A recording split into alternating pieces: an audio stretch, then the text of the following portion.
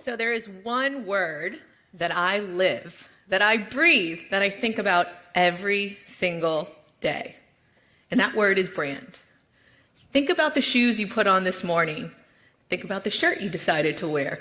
Think about the car you drove here today. Even the toothpaste that you brushed your teeth with. You may or may not remember the moment, but at some point, consciously or subconsciously, a brand spoke to you. That decision was made because of the narrative a brand once told you or showed you. Someone in here is wearing Ralph Lauren. I know it. And when you think of that brand, what are the three words? Classic, luxury, polo. Now, are you riding a horse? I don't know, maybe. But you feel the same thing. Victoria's Secret. What are the three words? Angel, fantasy, push-up. Let's try one more. When you hear these three words, what brand do you feel? Do you see? Just do it. Nike!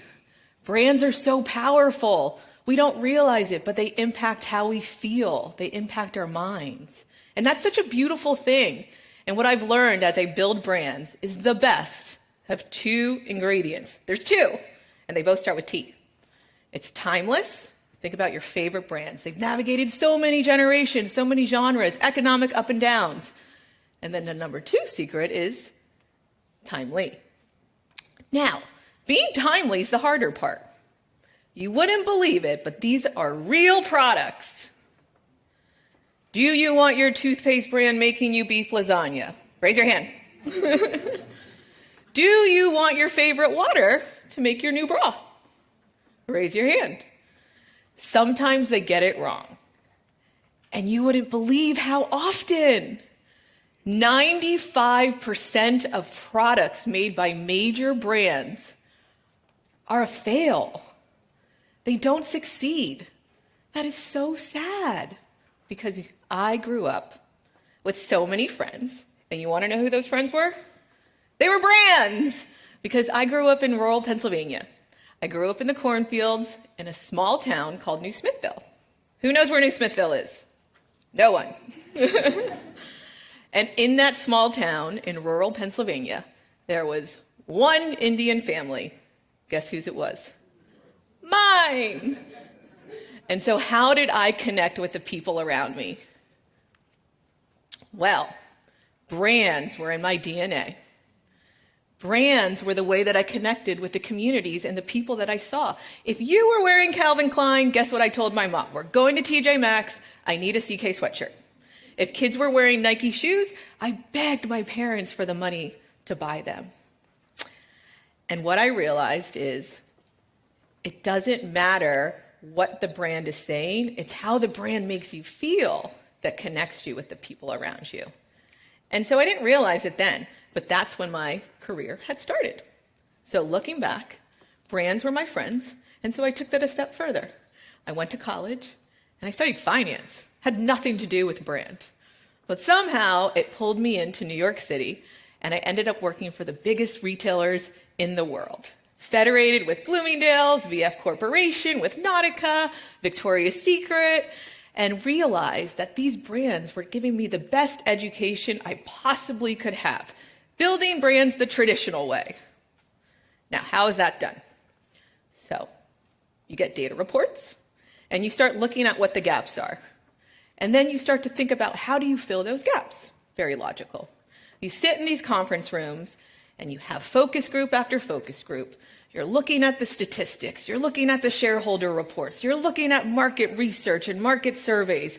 And then you make the product. And you spend so much money making that product. You know that product's going to win, right? 5% of the time.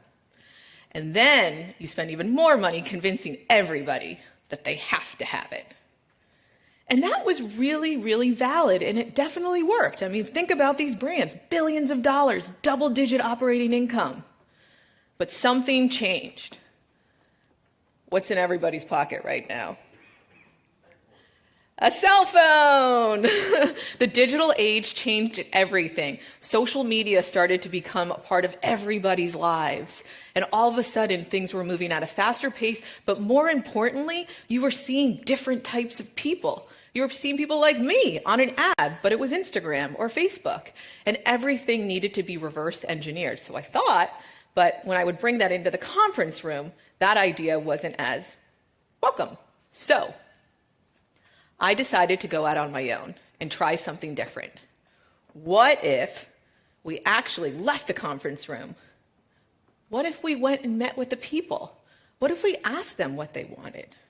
Now we have this way to connect with people all around the world so quickly on just one scroll. And so I did that. I decided to build brand backwards. I decided, what if we actually created communities? What if we had dialogues with them and actually thought about what would that feel like? What if your focus groups were actually an Airbnb with wine and cheese? And those surveys that we were doing in the conference rooms, what if they were a poll on Instagram? And what would happen if we actually just went to them and spent time with them to understand how their lives were changing? Well, I tried this, and I quit my job to try it. It seemed very utopian and ignorant at the time. But I just said, what if? My husband was very pleased. So was my daughter. She was 1. And the results were explosive. We asked them, what's the image? What's the words? What's the taglines? And then once we had statistical data, so we felt it was good, but we started with the humans, so we don't know if it was, we put that up on the web. And you know what happened?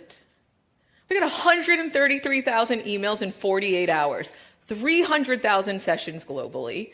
We actually shipped to every state in America in 45 days and 165,000 ambassadors across the country. And then you take that a step further. We ended up having a thriving website, 5 stores in America, lines at Nordstrom and Target, and that led to our acquisition within 3 years. Now the question is, was that strategy or was that luck? And I didn't know the answer, to be honest. And so I did it again. This time, focus groups were on TikTok. And this time, what I thought would be a survey was a happy hour. So you just got to go to where the people were. And so here's the 4-step rules and how to build a brand backwards. If you want your brand to be timeless, and you also want your brand to be timely, there's 4 steps that we can take to have an impact. Step 1, shape your purpose.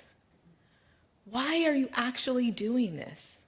So many people start with the product first. They see this gap in the market. They say, I think that we should create something that doesn't exist. They look for the white space and they try to create that. But actually what you should be doing is saying, what's the conversation that we're missing in the world? Where is that place that humans are yearning to connect? And what does that topic look like? Here's a great example. When I started my first company, it wasn't about the bras. It wasn't about that product. What we saw is women were looking for a way to feel passionate, purposeful, and confident. And that's where the conversation started. How do we make women feel more comfortable in their skin? And that led to deeper and deeper learnings around products that actually weren't in the market. Same thing with beverage.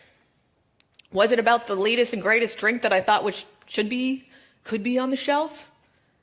It was actually about how do we make wellness fun?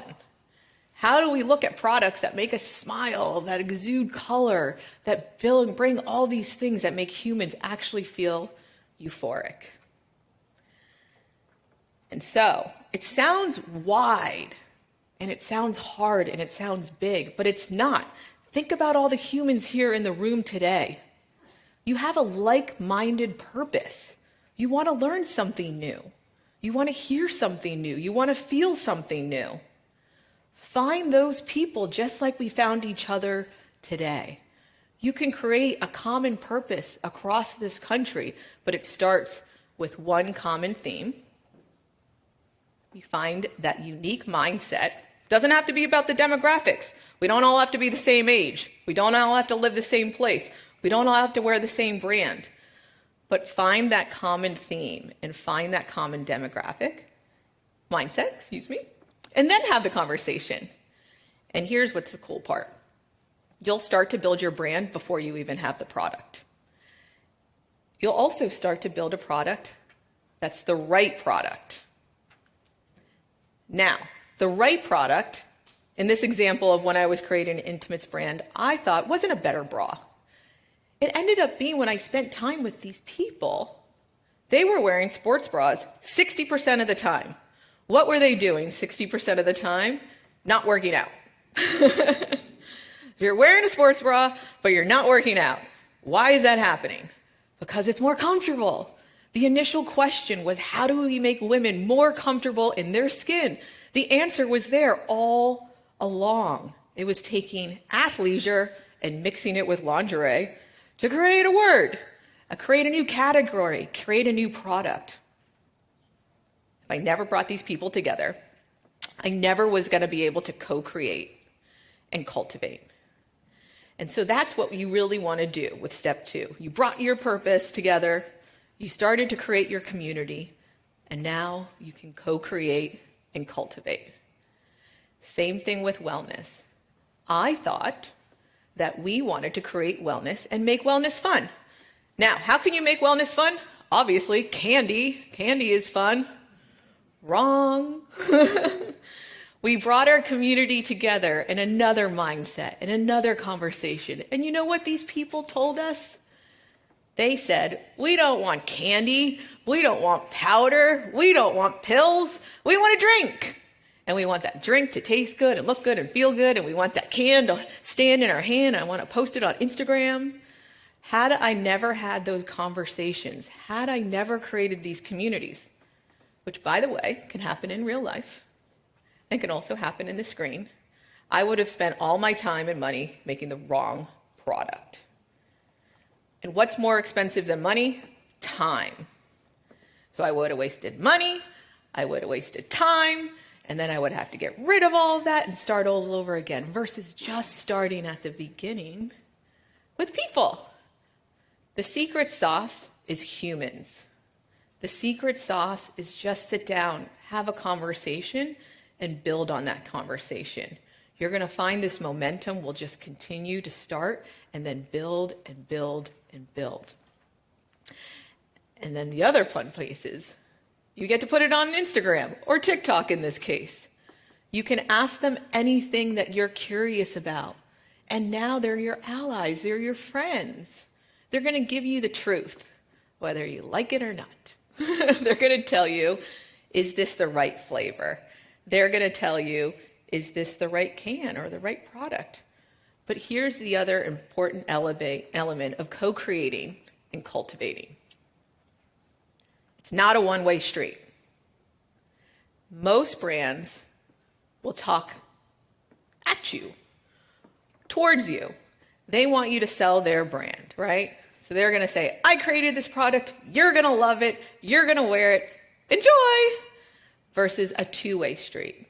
A two-way street feels like I invited you into this experience before I even created my product. I wanted to know how I could make the world a better place by talking to you. You're wearing a bra, 60% of the time it's sports bras and you're not working out. That's super interesting. More importantly though, how do you spend your time and how do you have fun? What actually is the way that you have a euphoric moment that is memorable? Create moments that matter to them. Don't do it in a conference room. Maybe you're doing it at SoulCycle or a fitness studio. Maybe you're doing it on a walk. Maybe you're doing it at a happy hour or at the beach. The point is get into their lives and understand what matters to them. Create that two-way street and that two-way dialogue, and you're going to see they're going to be there for you just like you're there for them. And when you do that, they're going to be so encouraged to partner on TikTok, to partner in real life. And not only will you have your community first, you'll have your first customers. And now you've created your purpose. You've created your community. You've cultivated and co-created. You didn't create something on your own and push it out.